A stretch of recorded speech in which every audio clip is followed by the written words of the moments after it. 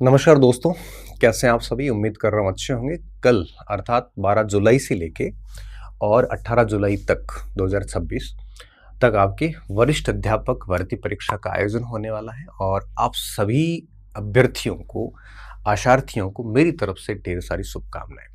उम्मीद है आप बढ़िया अच्छे से पेपर करके आएंगे। इतना कुछ पढ़ा है तो खुद पे भरोसा रखना। इस समय आप थोड़े डरे सहमे से होंगे, होना भी चाहिए और सब होते हैं। आप भी डरे हैं, हम भी डरे थे और एग्ज़ाम जब शुरू हो जाता है उसके बाद में अपने आप ही अच्छा होना शुरू हो जाता है, क्योंकि साल भर 6 महीने 8 महीने जो भी आपने पढ़ा था वो सारा आपके अनकॉन्शियस माइंड के अंदर अवचेतन मन में रहता है। और जैसे ही आप पेपर अटेंड करना शुरू करते हैं वैसी वो चीज़ें आपके मस्तिष्क में आना शुरू हो जाती है और आप ठीक ठाक पेपर करके आ जाते हैं। इसलिए कहते हैं कि जैसी पढ़ाई की है वैसा पेपर हो जाता है। हाँ, अगर आप बहुत अधिक सोच के अगर गलतियां नहीं करते हैं तो परफॉर्मेंस वैसी आती है जैसी आपने पढ़ाई की थी। इसलिए आपको बिल्कुल नहीं सोचना है। और मैं तो हमेशा, मेरी अगर बात करूं तो जब भी पेपर देने जाता था तो ईश्वर पे छोड़ देता था, नियति पे छोड़ देता था कि जो ईश्वर को, नियति को मंजूर है वही होगा, मेरे सोचने से कुछ होना नहीं। बट हाँ, मैं मेरा बेस्ट अटेम्प्ट दे सकता हूँ उतना दे दूंगा। हर प्रश्न पे मैं जान लगाऊंगा, हर प्रश्न को बहुत ध्यानपूर्वक तरीके से पढ़ूंगा, हिंदी इंग्लिश में पढ़ूंगा और तरीके से पेपर अटेंड करूंगा। ये सोचता था मैं परीक्षा से पहले। सिलेक्शन होना नहीं होना ये सब सृष्टि के हाथ में है, होगा वही जो होना है। बस हम सिर्फ मेहनत कर सकते हैं, वो आपने कर ली है। अब आपको किताबें साइड में रख के अपने सेंटर पे पहुंच जाना चाहिए। अपना प्रवेश पत्र वगैरह जो भी इंस्ट्रक्शंस आरपीएससी ने दिए हैं उसको ठीक से फॉलो करते हुए आज सेंटर देख लेना, अच्छे से आज ही देख लेना।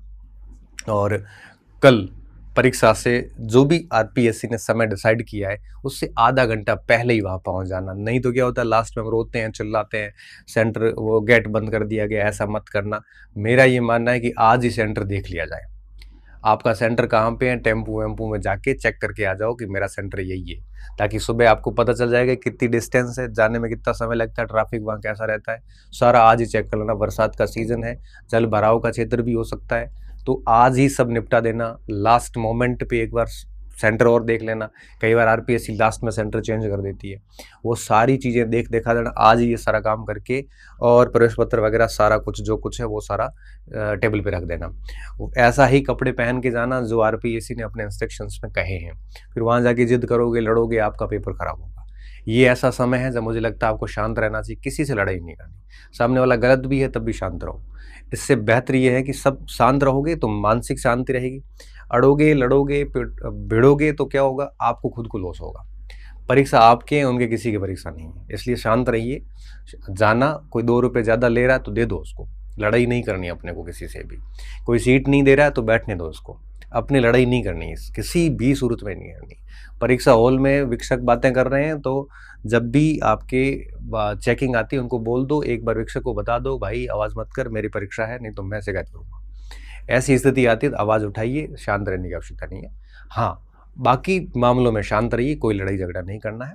अब मैं थोड़ा सा बता देता हूँ कि आपको कौन कौन बातों का ध्यान आप रख सकते हो। पहली चीज़ ये कि जो भी पेपर हुआ है आपका उसको वापस, जैसे ए ग्रुप है, सुबह जीके का पेपर है, शाम को सामाजिक का पेपर है, तो जीके का पेपर देने के बाद भूल जाओ, सामाजिक का बेस्ट दे दो।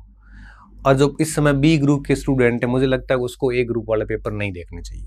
सी ग्रुप वालों को ए बी दोनों ही नहीं देखने चाहिए। डी वालों को ए बी सी तीनों ही नहीं देखने चाहिए। क्यों? क्योंकि अगर आप पेपर देखते हो फिर आपको कोई एक आधा सवाल नहीं आया तो आप ओवर थिंकिंग करोगे, माथा खराब करोगे, दिमाग खराब करोगे, जबकि आपको पता है कि 100% तो किसी को नहीं करने। आजकल के जो आरपीएससी के पेपर आ रहे हैं उसमें 50-60% में आपकी नौकरी लग जाती है। तो फिर आपको अगर 10 में से 7 आ रहे हैं तो भी आनंद है। मैं तो ये कहता हूँ 3 नहीं आ रहा था, आप फालतू सोच के अपना दिमाग खराब करोगे। इससे अच्छा पेपर देखो ही मत। सबसे बढ़िया है आप अपना पेपर देखना, कॉन्टैक्ट वॉन्टैक्ट ऑफ कर दो, किसी से कोई बात नहीं करनी, मस्त रहना, जितना पढ़ा है उतना रिजल्ट आ जाएगा। अब पेपर के अंदर क्या क्या ध्यान रखना है? पहली बात है 100% का प्रयास नहीं करना है, बिल्कुल नहीं करना है। क्यों? क्योंकि पेपर का लेवल वैसा नहीं होता कि आप 100% कर सको, पहली बात। दूसरी बात, पेपर देखने नहीं है उनके, इनके किसी के नहीं देखने। अब मैं सबसे पहले बात करूंगा पहले पेपर की और दूसरे पेपर दोनों की एक साथ ही कर लेता हूँ। तुक्के बिल्कुल मत मारना, बिल्कुल भी तुक्के नहीं मारने। क्यों? तुक्के का क्या मतलब है, जैसे कोई सन आ गया, कोई आंकड़ा आ गया इकोनॉमिक्स का, कोई स्थान आ गया, करंट का प्रश्न आ गया जिसके बारे में आपको कोई पढ़ा हुआ नहीं है, प्रश्न के बारे में कोई अंदाजा नहीं है, चारों ऑप्शंस के बारे में कोई अंदाजा नहीं, फिर भी आप अगर कर रहे हो तो तुक्का कहलाता है। गलती से भी तुक्के मत मारना, अपने आप को रोकना। अगर आपको प्रश्न पेपर में मान लीजिए कि 60 प्रश्न ये आ रहे हैं 100 में से, तो मान के चलिए कि सबके लिए कठिन है, केवल आपके लिए नहीं है, तो आप रिस्क लेके और नेगेटिव में जाओगे। तो मेरी बात मानना कि जो प्रश्न आपको बिल्कुल नहीं सुना हुआ है, जिसके चारों ही ऑप्शन नहीं सुने, जिसके तीनों ही ऑप्शन नहीं सुने, मत करना, ये तुक्का कहलाता है। हाँ, रिस्क ले सकते हो आप, रिस्क लेना, तुक्के और रिस्क में डिफरेंस समझना। रिस्क क्या है? रिस्क उसे कहते हैं जैसे आपका सब्जेक्ट्स है और उसमें कुछ प्रश्न ऐसे हैं जिसको आप बहुत अच्छे से सही कर सकते हैं, थोड़ा सा रिस्क है, गलत भी जा सकता है, ऐसी रिस्क ली जा सकती है। 2 ऑप्शन में क्वेश्चन आ गया है, आप रिस्क लीजिए। गैस पावर वहां लगाइए जो आपका सब्जेक्ट है, मूल सब्जेक्ट। जैसे मैं इतिहास का विद्यार्थी हूं, मैं भूगोल का विद्यार्थी हूं, मैं इकोनॉमिक्स का विद्यार्थी हूं, मैं इन तीनों में ही रिस्क ले सकता हूं। और ऐसे प्रश्नों पे जिसके 2 ऑप्शन में मुझे पता है कि आंसर निकल सकता है, अच्छा इनके भी मुझे चारों ऑप्शन नहीं आ रहे, तो मैं डेफिनेटली रिस्क नहीं लूंगा। तो कोशिश करना कि आप रिस्क लीजिए, और किस पे लेनी है? जो आपके मजबूत भाग है।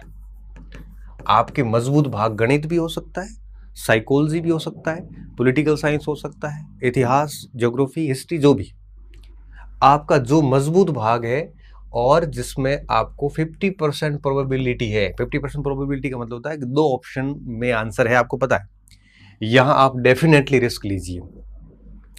क्योंकि रिस्क नहीं लोगे और आप 50-55 अटेंड करके आते और फिर उसमें कुछ गलत हो गए तो बाहर हो जाओगे, 40% का क्राइटेरिया भी नहीं होगा। तो कोशिश करिए कि आप तुक्के ना मारे, बट हाँ रिस्क लें। तुक्के क्या होते हैं? जब आपको बिल्कुल प्रश्न आ ही नहीं रहा है फिर भी आप किए जा रहे हैं कि इसका तो यही होगा, अरे ये कैसे होगा, जब आपको पता ही नहीं, आपको चारों ही ऑप्शन के बारे में आइडिया नहीं है। तो कम से कम इन चीजों से बचना, आप तुक्का मत मारना। और मैं ये मानता हूं कि अगर किसी बच्चे ने बहुत अच्छी पढ़ाई करी है तो वो 70-75 प्रश्न करने की स्थिति में हकीकत में हो जाता है। हालांकि बाकी चीजें तो डिपेंड करता है कि सब्जेक्ट क्या है आपका, पर इतने प्रश्न किए जा सकते हैं। कठिन होता है तब भी किए जा सकते हैं। अब इसमें से मान लो 20 भी गलत होते हैं ना, 21 भी गलत होते हैं, तो कम से कम पास तो होंगे आप। तो अब आपने अटेंड ही 50-55 किए और 10 गलत हो गए, आप तो बाहर हो गए सीधे। इसलिए कोशिश कीजिए कि रिस्क लीजिए, मजबूत जो भाग है आपका उस पर लीजिए। 2 ऑप्शन आ रहे हैं, ये सब करिए, आप छोड़िए मत। और जो प्रश्न बिल्कुल नहीं आ रहा है उनको बिल्कुल छोड़ दीजिए। एक और बात, अब आप जब पेपर करते हो तो मुझे यूँ लगता है कि जैसे 100 क्वेश्चन है पहले पेपर में, आप ना 20-20 की राउंड करिए। कैसे करने? शुरुआत में 1 से 20 तक सवाल कर लो, बढ़िया अटेंड कर लिए। और अब क्या करना है, जिसमें आपको बिल्कुल नहीं आ रहा वहां थोड़ा सा रेड मार्क कर दो, उसको छोड़ दो, उसमें वापस समय खराब नहीं करना है। 20 में से मान लो आपको 8-10 प्रश्न आ रहे हैं ढंग से, तो उनके आप ना बबल ब्लैक कर दो, ओएमआर शीट में भर दो। और जो 2-4 प्रश्न हैं जिसको नहीं, थोड़ा सोचने की आवश्यकता, उसको छोड़ दो। फिर अगले 20 पे चले जाओ, फिर उसके बाद 20 पे चले जाओ, फिर और 20 पे आओ, लास्ट 5 में 20 पे आओ, मतलब 100 प्रश्न पूरे हो गए। इससे क्या होगा, एक तो जैसे जैसे 20 हो जाएंगे आपके ऊपर प्रेशर रिलीज होगा कि मैंने 20 कर लिया, मेरे पास 80 करने बाकी रहे, तो लास्ट में ऐसे हड़बड़ाहट नहीं होगी। दूसरा फायदा ये होगा कि पूरा पेपर होने के बाद में आप काउंटिंग करोगे, जैसे में 8 हो गए, इसमें 6 हो गए, इसमें 9 हो गए, ऐसे करते करते आपको पता चलेगा कि टोटल मेरे ऐसे 45 से 50% एग्जैक्ट राइट हो रहे हैं, क्योंकि आप पहले राउंड में वही कर रहे हो ना जो एग्जैक्ट है। और इसमें आपको पता चल जाएगा कि 30 प्रश्न ऐसे हैं जो मुझे बिल्कुल नहीं आ रहे हैं, अब 20-25 प्रश्न ऐसे हैं जिसके ऊपर मुझे रिस्क लेनी है, मान लीजिए आप। तो एक आइडिया हो जाता है पेपर का, आप पास हो रहे हैं कि क्या हो रहा है। और कई बार तो ये होता है कि मुझे लगता है कि अगर आप बिल्कुल एग्जैक्ट ही सही करते हैं कि मैं एग्जैक्ट आ रहा वही भरूंगा, और मान लो 50-55 आपके एग्जैक्ट हो रहे हैं, तो मुझे लगता है हाथ खड़ा कर देना चाहिए, 56वां सवाल अटेंड नहीं करना चाहिए। अब ये आपके ऊपर है। तो ऐसे पेपर करना, तो अगर जैसे 150 प्रश्न है तो 150 है, तब भी आपको मुझे लगता है कि ऐसे 25 का या 30 का या इस प्रकार से राउंड ले लो, 30-30 करते जाओ, उसको भरते जाओ, आगे बढ़ो। तो इससे प्रेशर रिलीज होता है और इसमें ये लगता है कि पीछे कम बचे, फिर लास्ट में क्या हड़बड़ाहट नहीं होती। हम अगर 150 सवाल लेके बैठे हैं, सारे के सारे भर रहे हैं, खाली छोड़ के बैठे हैं, लास्ट में भरेंगे, तो लास्ट में क्या होता है, कई बार हम वापस आके कुछ आंसर चेंज कर देते हैं, और वापस आंसर चेंज करते हैं वो अक्सर गलत जाता है। ऐसा काम मत करना।